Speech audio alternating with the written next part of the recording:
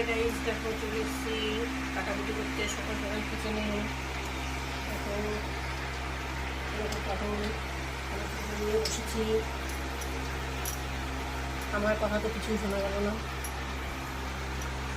দেখো পটল, এই দেখো চাল কুমড়ো বাজার নিয়ে বসেছি, ডিউটি করতে বসেছি।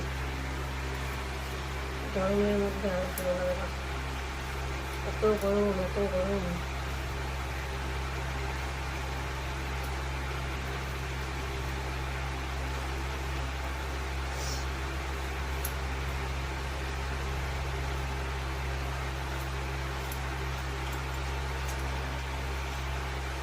এটা গাছের লেবু, এটা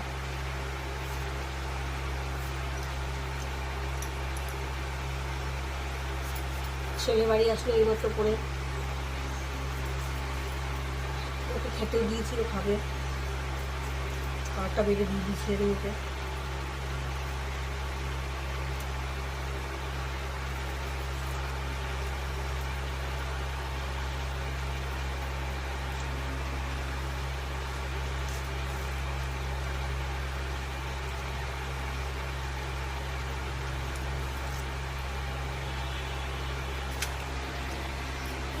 দেখো ইলিশ মাছের মাথাটা ভেজে রেখেছি, আর এই চালকুর মধ্যে করবো ইলিশ মাছের মাথাটা। আমি দেখি চিংড়ি মাছ ধুয়ে রেখেছি বেশি করে, যে পটল চিংড়ি করবো।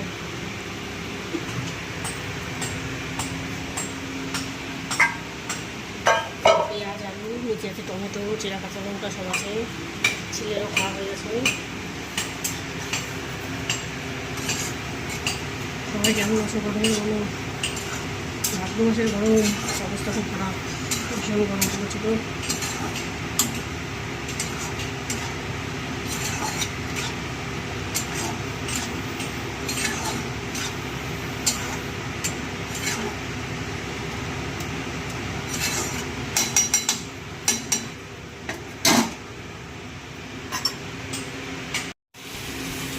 দেখো বন্ধুরা, দেখো ইলিশ মাছের মাথা দিয়ে চাল কুমড়োটা হয়ে গেছে।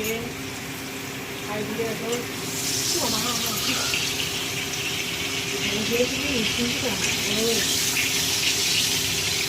তুমি আমার হাতটা উঠি, আমার খিলপিতে এত গরম গরম হয়ে গেছে, এই ঘুরেছি ছুরি দিচ্ছে আমার হাত হয়ে বাবা।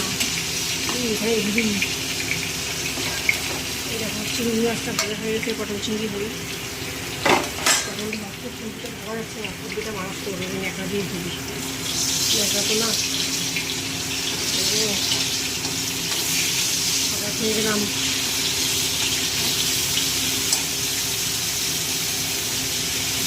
আচ্ছা একটু বরফ দেবো, সেটা তো সময় নেই, এমন দুর্ভাগ্য হয়। মানুষ আমার বাড়ির ফ্রিজ থেকে লোকে বরফ নিয়ে যায়, আর আমি একটু বরফ দিতে পারি না, বলার আর কিছু নেই। দেখো বন্ধুরা, রান্নাবান্না সব কমপ্লিট। এইদিকে বাসন মাজা সব কমপ্লিট, এদিকে মুছে দিয়েছি, ওই দিকটাও টাইলস মুছে দিয়েছি, পাথর। আর শুধু এই গ্যাসের এইখানটা মোছা বাকি আছে। তাহলে আমার হইলে আজকে ব্লগটা শেষ করছি। সবাই ভালো থেকে সুস্থ থেকো, টাটা সবাইকে।